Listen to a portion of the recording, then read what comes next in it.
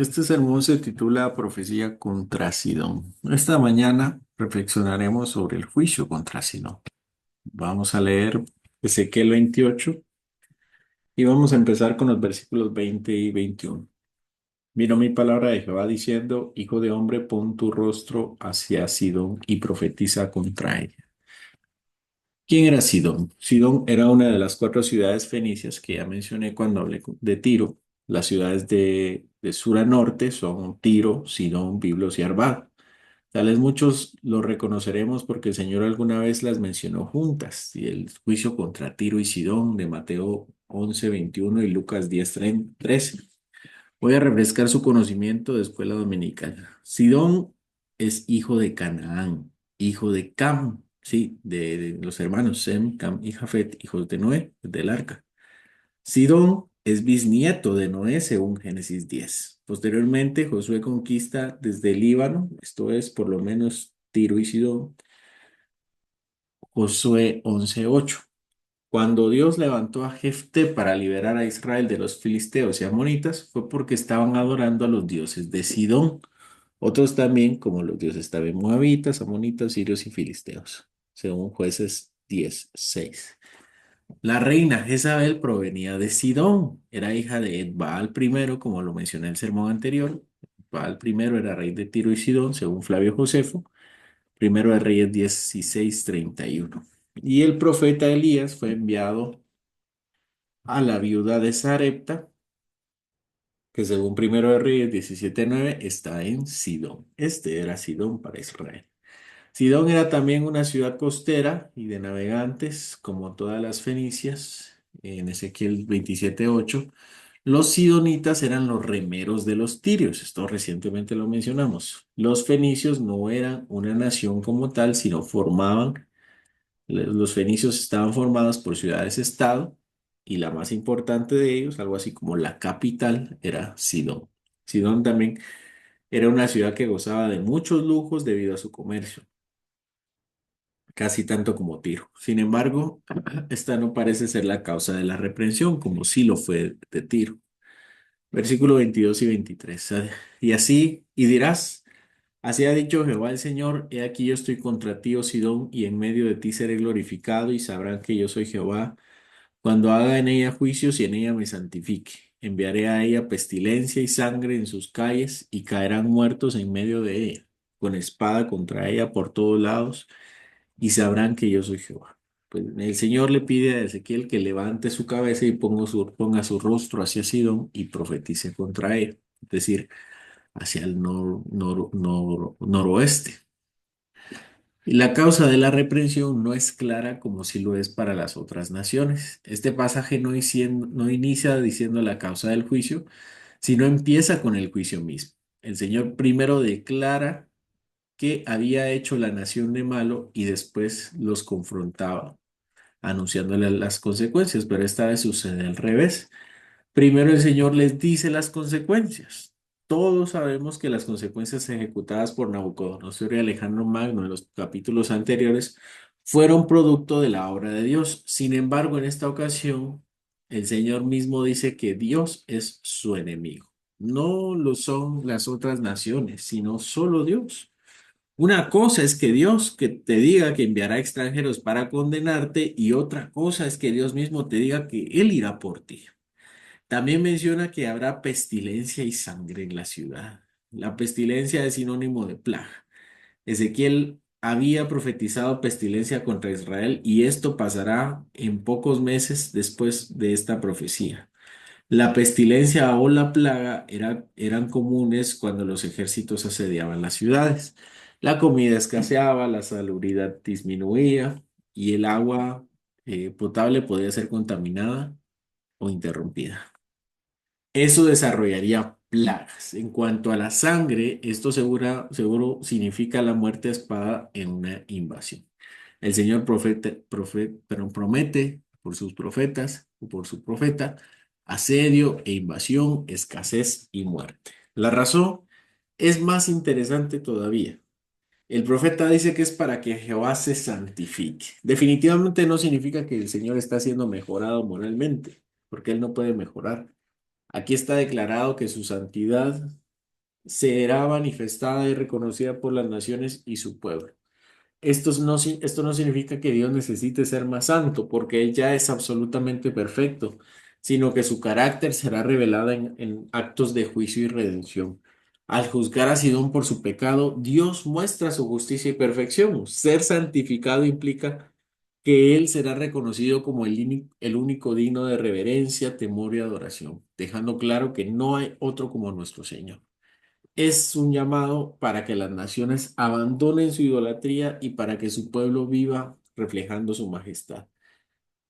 En última instancia, la santificación de Dios significa que su gloria será exaltada por todos, ya sea en el juicio o en la salvación.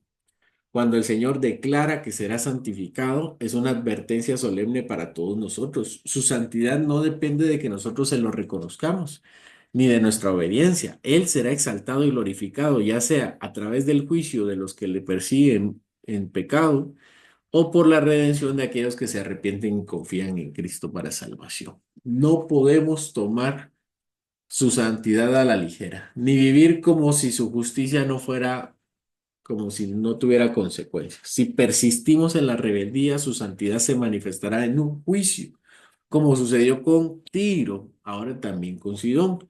Pero si nos humillamos y nos volvemos a Él, su santidad será vista como en su gracia transformadora. Por lo tanto, la advertencia es clara. No esperemos a que el juicio revele la santidad de Dios en nuestra vida. Vivamos ahora con temor reverente, reconociendo su gloria y caminando en obediencia a su palabra. Versículo 24. Y nunca más será la casa de Israel espina desgarradora ni aguijón que le dé dolor en medio de cuantos la rodean y la menosprecian, y sabrán que yo soy Jehová. Es hasta este versículo que se nos deja entrever podría ser la razón del juicio. La razón es que Sidón era para Israel como una espina desgarradora. Cuando una espina grande de un árbol penetra de la piel hasta la carne y se abre paso entre lo que encuentre en el camino, asimismo, Sidón era para Israel como un aguijón que da dolor. Sidón era como un animal que inyecta su veneno doloroso.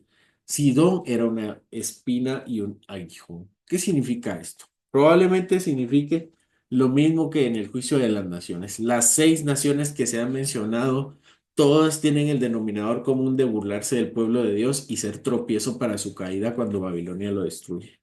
Así como Dios toma con absoluta seriedad su santidad, también toma con absoluta seriedad que eh, como las naciones trataron a su pueblo Israel. Y este principio se extiende a toda su iglesia hoy. En la profecía contra Sidón, Dios deja claro que quienes se burlan, menosprecian o dañan al pueblo del Señor, es como si lo hiciera, se burlara de Dios mismo o dañan a Dios mismo.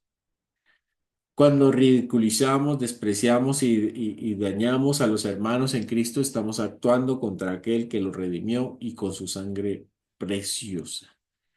Dios asegura que Israel ya no sufrirá más espinas ni agudas saetas, flechas, de parte de sus enemigos como Sidón que lo atemorizaban.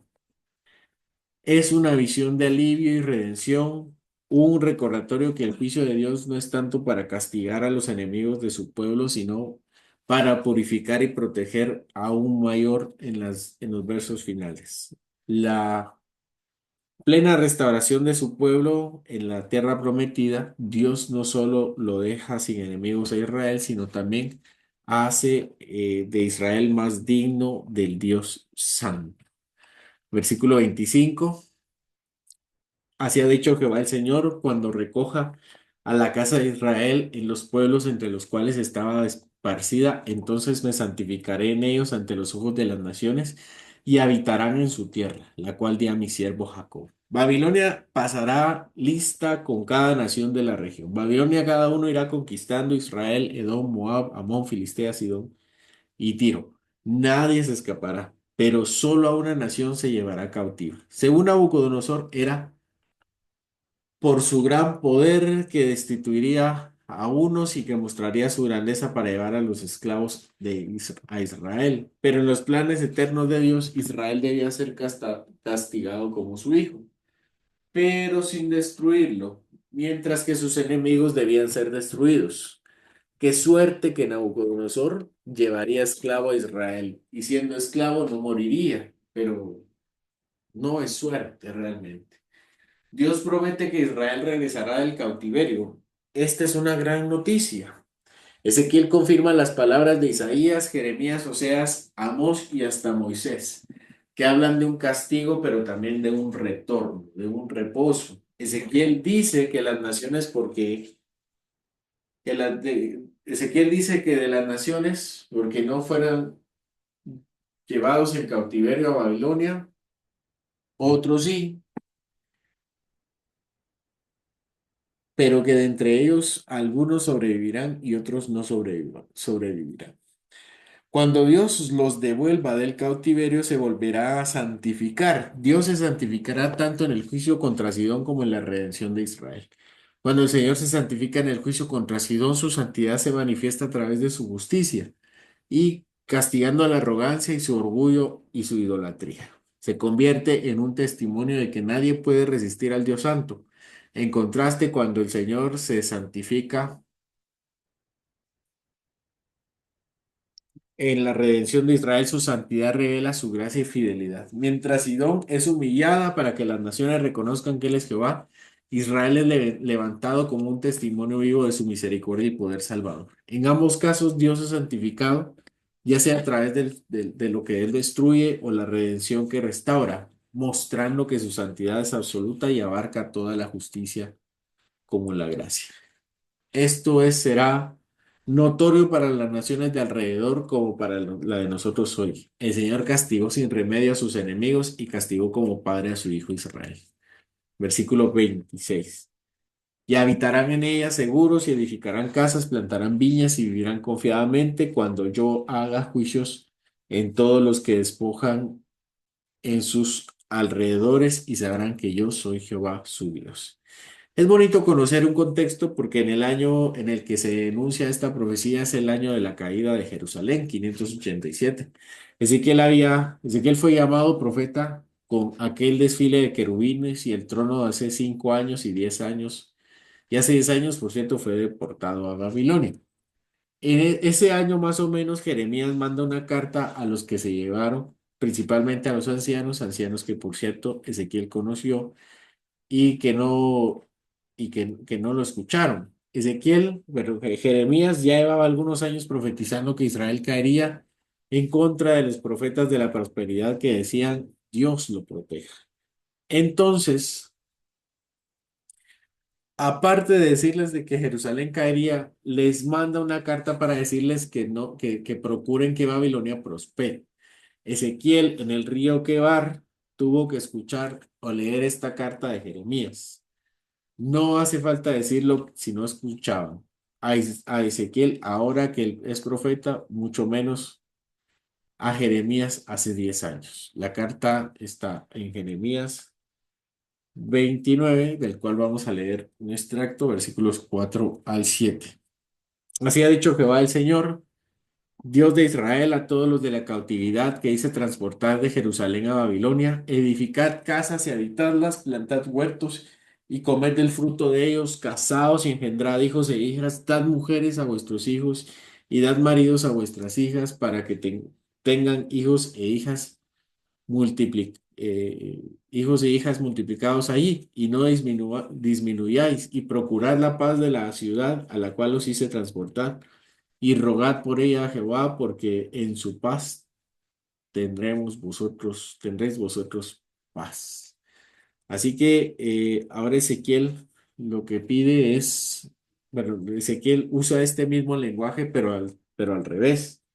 Cuando yo lo regrese a la tierra que yo les di, edifiquen casas, planten viñas y vivan confiadamente, agrega, y sabrán que yo soy Jehová. El contraste radica en que mientras Jeremías le pide que prosperen en Babilonia durante su cautiverio, Ezequiel les habla de un tiempo en que tras la restauración podrán prosperar en toda la tierra prometida.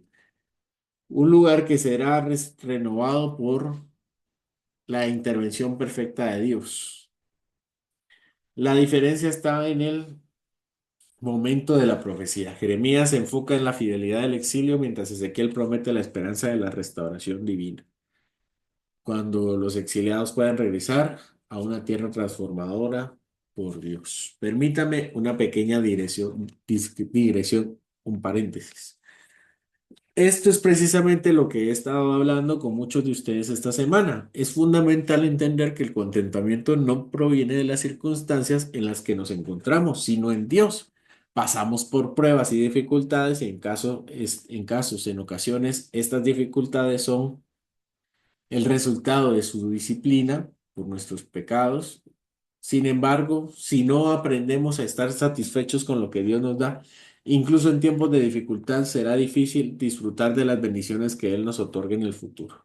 El contentamiento en medio de la prueba es una preparación para la rectitud y fidelidad en tiempos de prosperidad.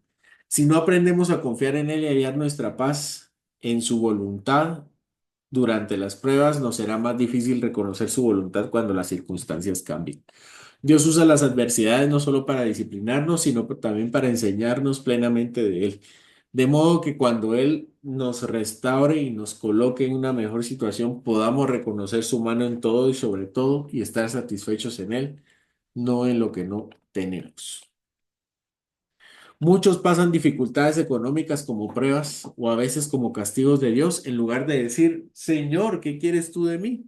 Queremos salir rápido del castigo de la prueba. Pasamos por un tiempo en la dificultad económica y nos pesa y nos duele y es difícil, pero en lugar de orar y decir, Señor, ¿qué estás trabajando en mí? O Señor, entiendo que estás corrigiendo en mí, ayúdame a cambiar. Lo que queremos son cosas muy simplonas. Lo que queremos es mejorar nuestra situación económica, no mejorar nuestra relación con Él. Israel era incapaz de entender que no le importaba si estaban en el cautiverio o no, porque Dios los cuidaba. Esto que no nos pase.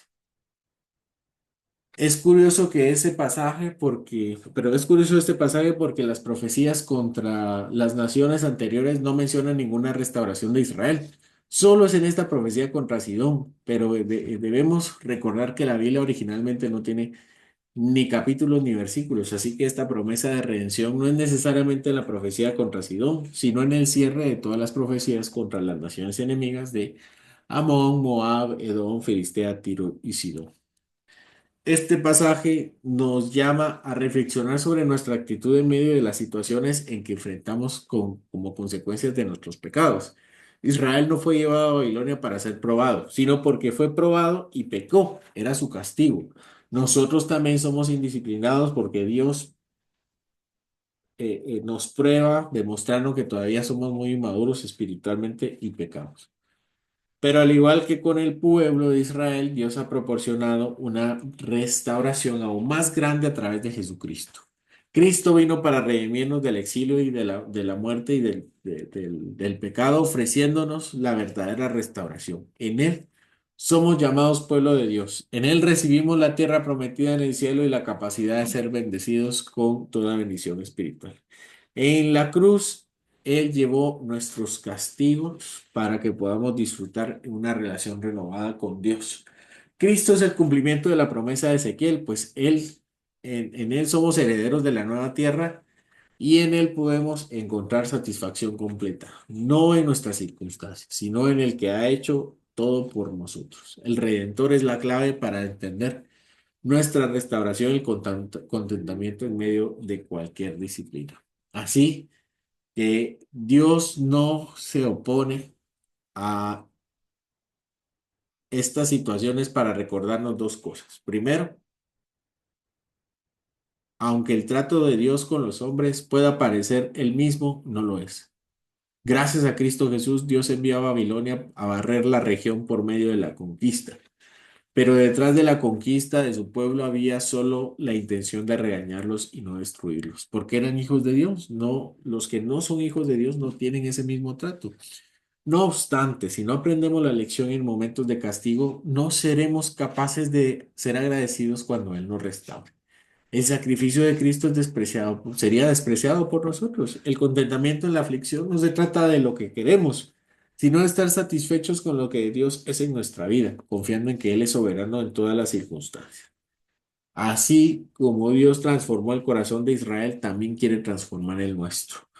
Nos desafía a ser agradecidos, a buscar su voluntad en cada situación, a reconocer que Él es bien, Él es nuestro bien más grande, tanto en la prosperidad como en el castigo. Al concluir este sermón, recordemos que aunque la mano del Señor es dura, el castigo no es el fin. Es parte de la santificación, tanto la nuestra como la de Él. Siempre hay esperanza en la restauración que Dios promete. Él no solo nos disciplina, sino que nos ama y nos llama a vivir en su paz, incluso en medio de las dificultades. Pero sobre todas las cosas, recordemos que todo esto es debido a que Cristo cargó con nuestra condenación eterna. La única razón por la que podemos hablar de corrección en lugar de condenación es porque Cristo convirtió en condenado por el Padre, se convirtió en condenado por el Padre para que nosotros podamos ser llamados hijos de Dios, que podamos ser un pueblo que en todo momento se goza en su fidelidad. Busca en Él la prosperidad y satisfacción y sobre todo que miremos a Cristo el cumplimiento de todas las promesas de Dios, quien nos ha dado la adopción y nos ha restaurado la comunión con el Padre. Que al final nuestra esperanza esté firmemente anclada en Él, sabiendo que la verdadera restauración solo se encuentra en su gracia.